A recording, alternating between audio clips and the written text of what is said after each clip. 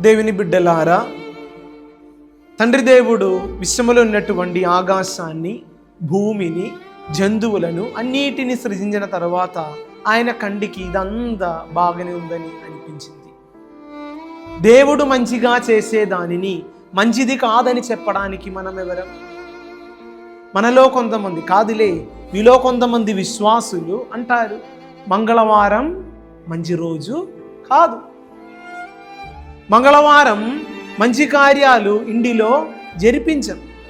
పొరపాటికి మంగళవారం ఇంటిలో ఎవరో ఒకరు మరణించినట్లయితే ఏమంటారు? మంచి మరణం కాదని. మంగళవారం రోజు ఎవరైనా మరణించినట్లయితే సమాధిలో కూడా ఒక కోడిని కోసి వాళ్ళు పడేస్తారు. దేనికి? వచ్చే మంగళవారం ఇంటిలో మరొక కీడు జరగకూడదు, ఏదో ఒక అనర్థం జరగకూడదు కాబట్టి.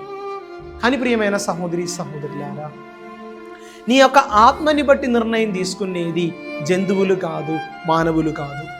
వాక్యములో మనం చూస్తూ ఉన్నాం, నా శరీరము భుజించి నా రక్తము పానము చేయువాడు మరణించిన జీవిస్తారని. దేవుని శరీర రక్తాలతో పోషింపబడిన వారు ఆదివారం మరణించిన, సోమవారం మరణించిన, బుధవారం మరణించిన, గురువారం మరణించిన, శుక్రవారం మరణించిన, శనివారం మరణించిన దేవుని రాజ్యములోనే చేరుతాం. దేవుడు మంచిగా చేసేదానిని మంచిది కాదని మనం చెప్పకూడదు. దేవుడు మనలందరినీ దీవించుగాక.